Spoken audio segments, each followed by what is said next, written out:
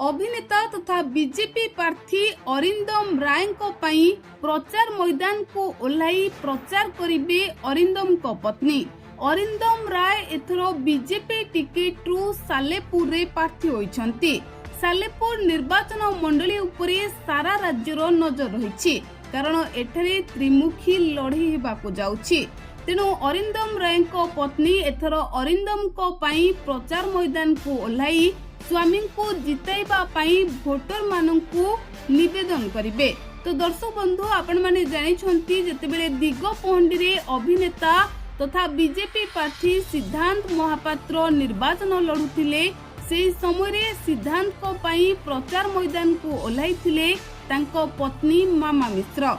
लोकमाननकु निवेदन करिथिले तांको स्वामी सिद्धांत महापात्र को विपुल मात्रा रे भोट देई विजय करबाको। आउ जेतेबेले दिगपहंडी रे निर्वाचन शेष होईछि एबे सालेपुर रे कुहा जाउछि कि अरिंदम को पत्नी ओह्लाई अरिंदम को पई प्रचार करि पारंती, घर को घर बुली अरिंदम को पई भोट भिक्षा करि पारंती।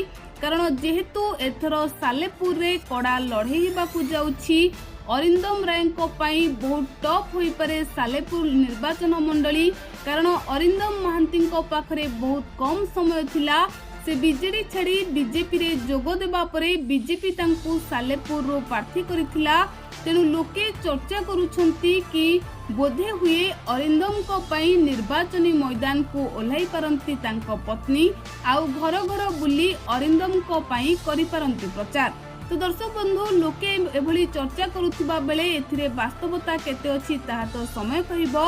हेले आपनको कोन लागुछि सालेपुर रे किए विजय करिवो आमको कमेंट माध्यम रे लिखि निहाती जणांतो।